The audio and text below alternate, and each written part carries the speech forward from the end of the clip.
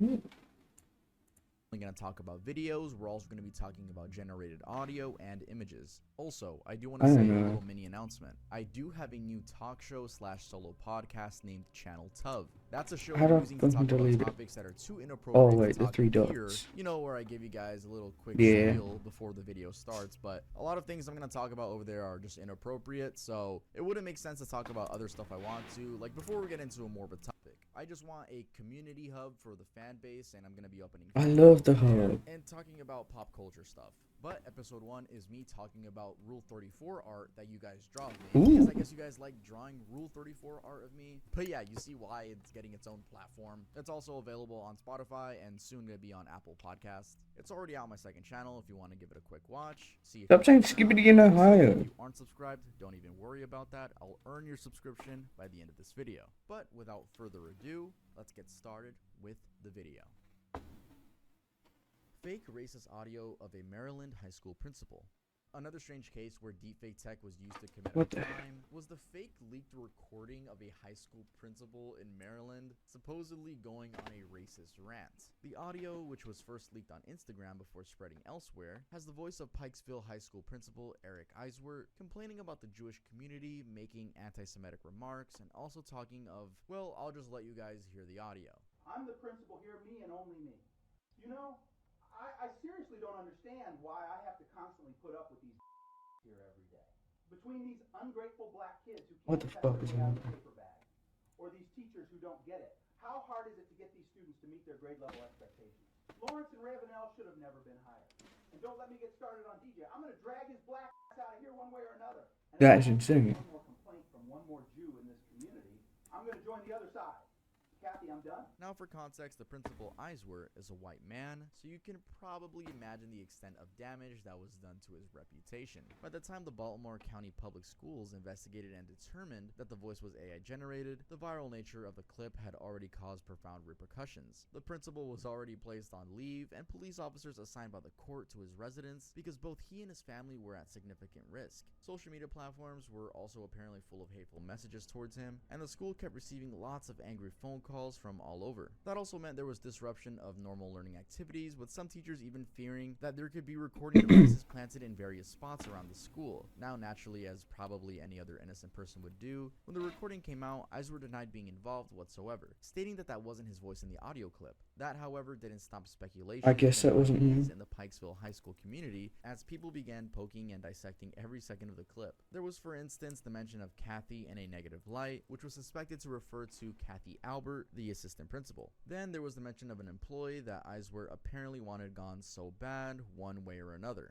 Add all that to the racist and anti-Semitic comments, and you can see why everyone really wanted to know what was going on. I mean, Eiswert had been working in Baltimore County schools since 1997, that's a whole 27 years, so they kind of deserved answers. Eventually, everyone did find out what was going on. Investigations led to a 31-year-old man by the name of Dazan Darian, the school's athletic director. It turns out that the whole thing was a revenge ploy after Darian felt disgruntled when Eiswert raised concerns over his work performance and alleged that he had misused school funds. For his crime, Darian ended up facing charges including theft, disruption of school activities, stalking, and retaliating against a witness. These charges were just the beginning though, because further investigations revealed Darian had a pretty fishy background career-wise. As reported by Fox, the primary investigation into the fake recordings raised suspicion about how Darian had been hired in the first place. It then turned out that he had actually misrepresented his credentials a lot. Like a lot of lies on his resume, including credentials he didn't have and work experience that was fabricated. This put Baltimore County Public Schools on the spot because someone without even a teaching certificate, let alone a college accreditation, required the position, ended up being hired and earning 6 figures.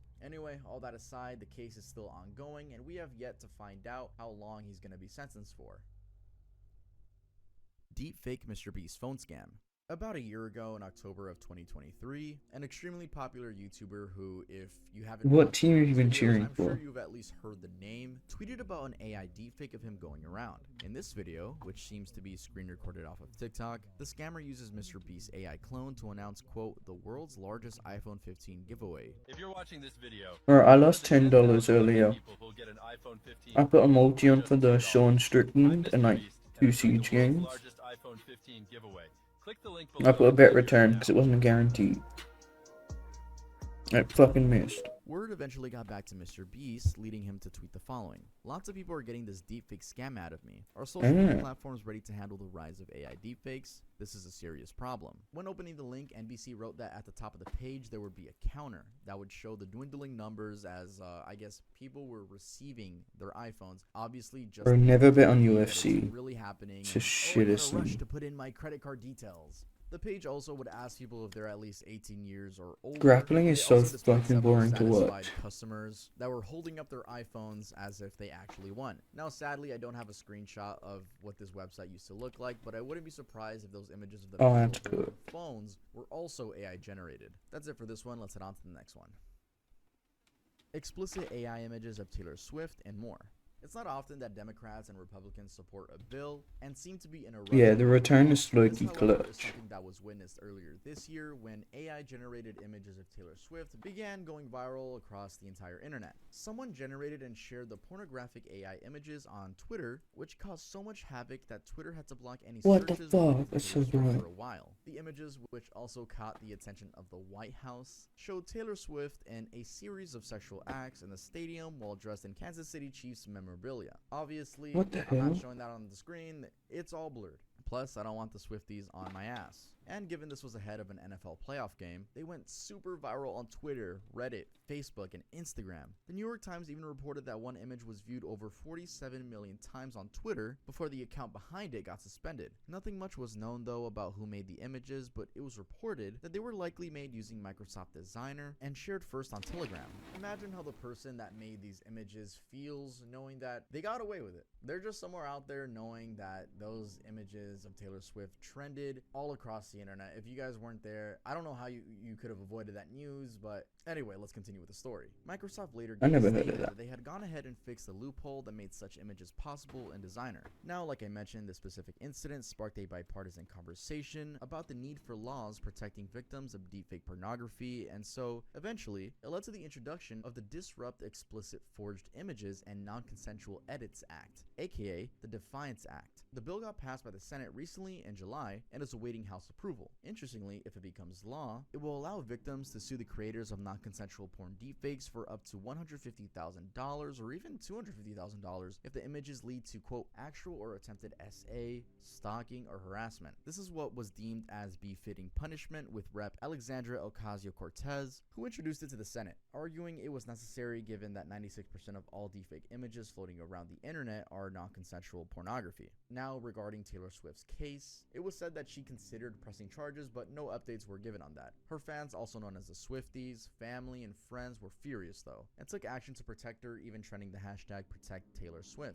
That, however, wasn't the last time Taylor Swift would be the victim of deepfakes. Barely a month ago, Donald Trump posted fake images suggesting that Swift and her fans are backing him up in the upcoming elections. The 4 images show different things, but the message is sort of the same. There's, for instance, the Uncle Sam character captioned, "Taylor wants you to vote for Donald Trump." There's also a girl in a red shirt written "Swifties for Trump," and the one suggesting that Swifties turn to Trump following Taylor's concert cancellation in Vienna. The irony of the whole thing, though, is that Swift has publicly criticized Trump in the past in 2020, and the last time she endorsed a political party was also in 2020, and that was for the Democratic Party. That said, Trump hasn't been shy in sharing AI-generated images on his Twitter account, as he even shared one where Kamala Harris is addressing a communist rally at the Democratic National Convention in Chicago. I keep seeing Elon and Trump on Twitter posting so many AI-generated images. I actually had to go out of my way to mute them because I just kept seeing so, I guess, borderline just disinformation with these AI images. It's so annoying that this is even a problem, but it's even more so annoying that these are just powerful figures using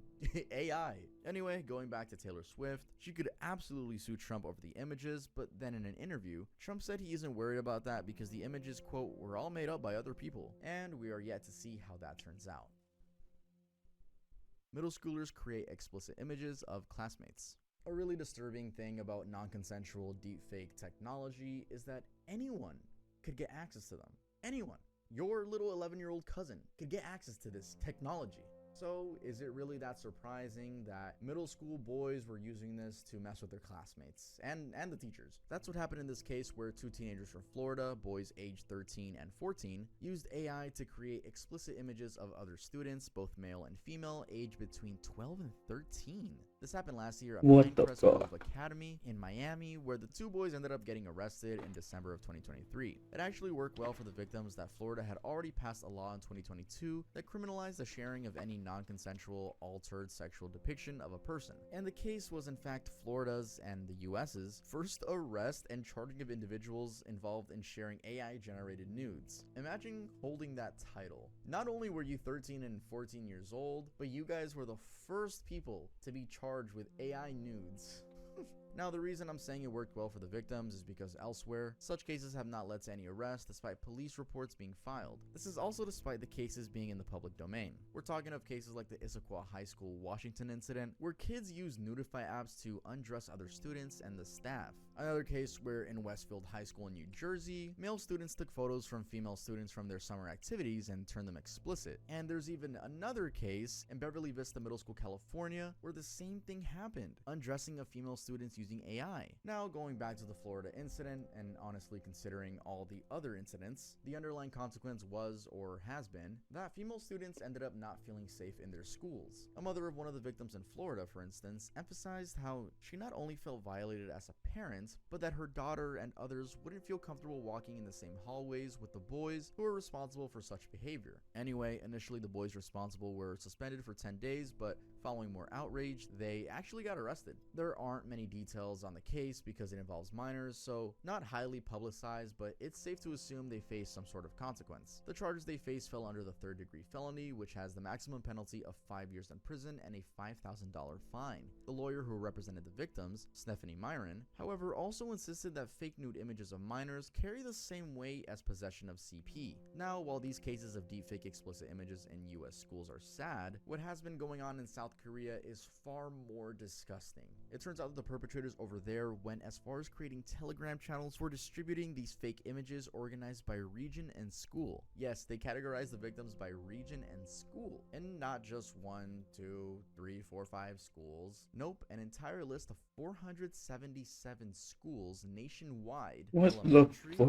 middle, and high schools. They're creating deepfake images of these kids and sorting them out by school, like if it's a game or something. But yeah, it's pretty disgusting stuff overall. Let's head on to the next case.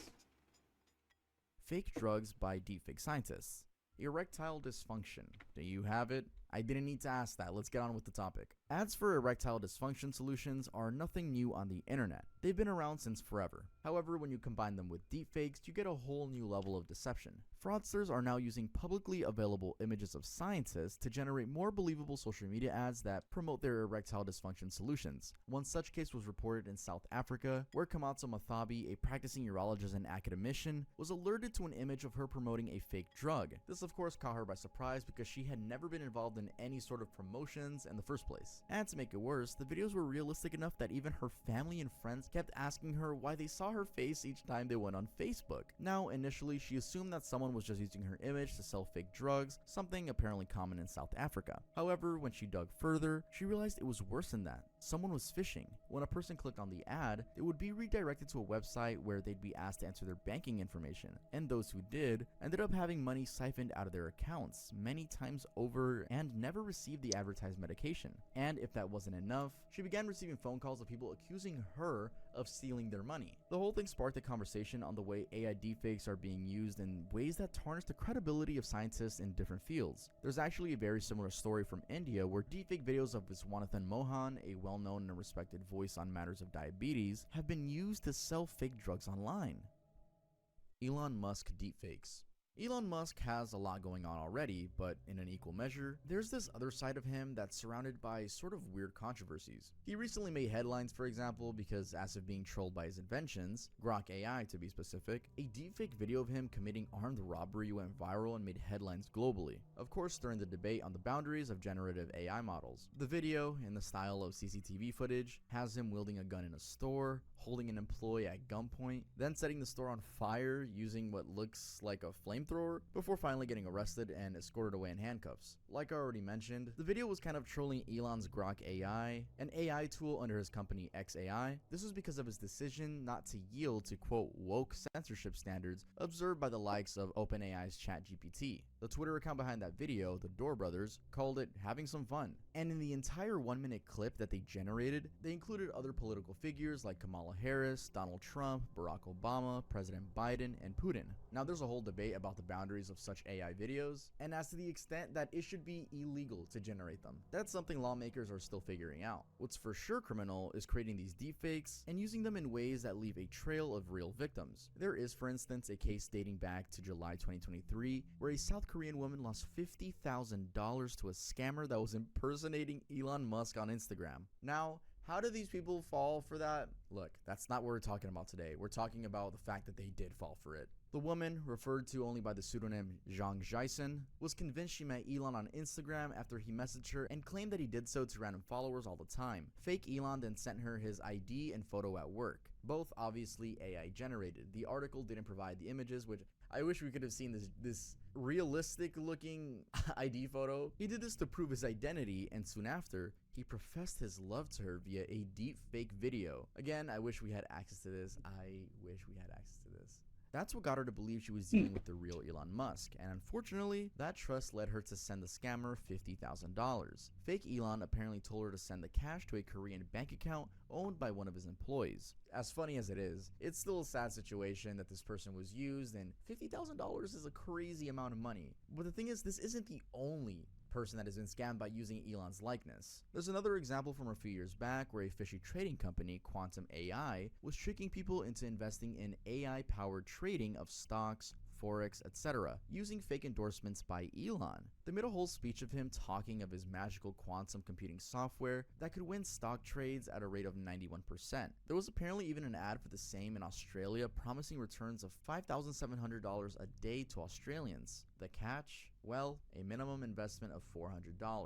The ads also ran in the UK, with an investigation by the Bureau of Investigative Journalism uncovering about 321 such ads by Quantum AI running on social media with a combined 1.2 million views. They estimated the scammers spent between $19,000 and $41,000 on those ads alone. And of course, there were real victims too, as the investigation found that a woman lost her entire life savings. You know what? Again, we're not going to make fun of these people, we're just going to talk about them. While another person only lost a couple hundred. And probably even more crazy is that the scam might still be going, because as I researched this, the first search result from Googling Quantum AI Elon Musk is a website, Elon Musk Trading, that is branded as Quantum AI with arguably quite dodgy content. Biden's fake robocalls in New Hampshire. One of the major concerns when it comes to deepfakes is how will they impact the presidential election. I mean, as it stands, 45 of the 50 states have got some sort of legislation going on about the use of deepfakes in elections, with the hope that the use of AI-generated images, audio, or video will be prevented from misleading voters and swaying the outcomes. Now, these legislations are for a very good reason, because just earlier this year, there was a very bizarre case where a fake robocall was being used to discourage Democrats from New Hampshire from voting in the state's presidential primary elections. And just a little context here, usually what happens is that a party holds primaries, gets the preferred candidate supported by delegates, who then runs in the general elections against the other party's candidates. All that to mean voters who are participating in their party's primaries in any state is very important. What a bunch of malarkey. We know the value of voting Democratic when our votes count. It's important that you save your vote for the November election. We'll need your help in electing Democrats up and down the ticket. Voting this Tuesday only enables the Republicans in their quest to elect Donald Trump again. Your vote makes a difference in November, not this Tuesday. If you would like to be removed from future calls, please press 2 now. In New Hampshire, though, the Democratic National Committee and the state had a falling out this year over the calendar for the primaries, causing President Joe Biden's name to miss from the election material. So, to make sure voters weren't derailed and the party still got Biden in, Kathy Sullivan, the treasurer of a political committee, encouraged voters to write Biden's name directly on the election material. You can therefore probably see why a robocall purporting to be 1 from Biden, 2 suggesting to have been sent out by Sullivan, and 3 telling voters that it wasn't at all important to participate participate in the primaries would be a bizarre thing. The call recording actually went as far as to tell voters that their votes in the primary wouldn't make a difference and that they should just wait for the November elections. It even claimed that their participation only helped Republicans in their quest to get Trump back into the White House. That was so odd that Sullivan herself couldn't believe the extent of attempted voter suppression. Now, given the sensitivity of the matter, the New Hampshire Attorney General's office got involved, and soon enough they determined the audio was AI generated. It also came out in reports that the audio had been made via 11 Labs AI voice cloning software and that the account involved had gotten banned soon after. Then, close to a month later, the Federal Communications Commission ruled that AI robocalls were illegal, classifying them as artificial under a 1991 federal law against junk calls. This means the FCC could prosecute anyone caught imitating politicians, celebrities, or any other person really. And it also means states now get more room to make similar prosecutions at state level. Probably why, again, 45 of the 50 states currently have their anti-deepfake legislation going on. Now, going back to that fake Biden robocall, later investigations found out it was all the work by a man of the name Stephen Kramer, a 55-year-old political consultant who apparently specializes in get out the vote projects. Kramer admitted to making the recordings, but insisted his intentions were to simply highlight the dangers of AI in election manipulation. Sure thing, buddy, we all believe you on that one. The FCC would hear none of that though, and recommended he get fined $6 million, and Lingo Telecom, the firm that distributed the calls, be fined $2 million. In court, Kramer pled not guilty to the 26 charges he faced, 13 felony and 13 misdemeanor. He was released on a $10,000 bail. His case is still ongoing, but looks like he's unfazed by possible jail time. Part of his crime, voter suppression, carries a jail term of between 3.5 and 7 years. Slovakian election deepfakes. One of the major pieces of news that spread around in the month of August was the arrest of 39-year-old Pavel Durov, the founder and CEO of Telegram. It's alleged that this guy had been invited to Paris by a top government official, only for the government to turn around and arrest him. Why? Well, his social app Telegram has always maintained an encryption standard that prevents authorities from cracking down on any suspicious users and activities within the platform. The Western governments have particularly been unhappy with Telegram's opaque nature, and Durov himself has at one point claimed that US law enforcement agencies such as the FBI have tried to get a backdoor to the app, even allegedly trying to bribe its developers on their visits to the US. Anyway, having failed to cooperate with authorities, the next best thing for the authorities was to charge him as being complicit in crimes that happened within the app. That's why he's facing 12 charges, including one for complicity in selling CP. Yeah, The so reason I'm this bringing guy. up Telegram here is because at the start of 2023, in Slovakia, Europe, Telegram became the breeding ground for 2 deepfake recordings that ended up actually disrupting their elections. According to a report by CNN, barely 2 days before the elections, the deepfake audios of Mikhail Semeka, one of the top candidates, spread around from Telegram to other social platforms, with his voice being heard talking about how he'd rigged the election and, equally damning to his image, about how he was planning to raise the price of beer. Also, the situation was probably worsened by the lack of a quick response from social media platforms in removing the deepfakes. Facebook was actually blamed for letting the copies sit for far too long. Interestingly, TikTok was praised for managing to take down all the copies of the recording. Anyway, with the slow action by some of the social media companies, the end results were that the candidate's voter bloc got swayed. It was unclear, however, how many exact voters jumped ship. What was certain though, according to information from Daniel Milo, an employee from Slovakia's Ministry of Interior's unit to counter disinformation, is that the 2 recordings were made with AI and had some of their first origins and posts from pro-Russian politicians. That fact actually gave the whole thing a new twist because it became a suspicion that there could have been some influence from Russia in the sabotage of Mikhail Semeka. And for context, Semeka was the pro-NATO candidate at the time, meaning his interests aligned with those of Western governments like the US and UK. His opponent though, who ended up winning, was more aligned with Moscow and had close ties to the Russian President Vladimir Putin. Erupt's $25 million deepfake fraud. One of the most mind-bending deepfake crimes to happen earlier this year was actually in Hong Kong, where an employee of UK engineering group Erupt's Hong Kong branch transferred $25 million to fraudsters believing his senior manager had instructed him to do so. Now, before I describe what happened, you should first know that Erupt is a massive company. They've been around for more than 78 years and have about 34 offices globally with around 18,000 employees. They also earn annual revenues of about $2.64 billion. They're also well known for some of their iconic projects, including the Sydney Opera House and the Etihad Stadium in Manchester. So, a big company that is arguably Man an City. easy target for fraudsters. And I'm saying that justified by the fact that we've seen firms like Facebook and Google get swindled out of millions millions by fraudsters via fake invoices. That's just because as big as these companies are, it still gets pretty difficult to track every single payment, which is why some scammers actually end up succeeding when they try scamming these huge corporations. Anyway, what happened in Erupt is that in mid-January, an employee in the finance department in Hong Kong received a message from what appeared to be the firm's UK chief financial officer. The officer was apparently requesting for a confidential transaction to be carried out. The employee apparently had a moment of doubt, but that soon got cleared after they received an invitation to a group conference call that included the company's CFO, other staff, and some outsiders. Unknown to the employee, the people they were seeing on the conference call were not real. They were deepfakes. The fraudsters had used publicly available audio and video footage to digitally recreate the meeting's participants and then read from a script. In the meeting, they asked the employee to do a self-introduction, but somehow never engaged them much. Actually, the employee said the meeting turned out to just be orders being given before it ended abruptly. Now, as of doubling down on their strategy, they continued engaging the employee using instant messaging, emails, and video calls. This went on for an entire week before the employee finally directly contacted the UK headquarters to make an inquiry. Unfortunately, by the time they were doing so, they had already facilitated 15 transfers to various Hong Kong bank accounts totaling $25 million.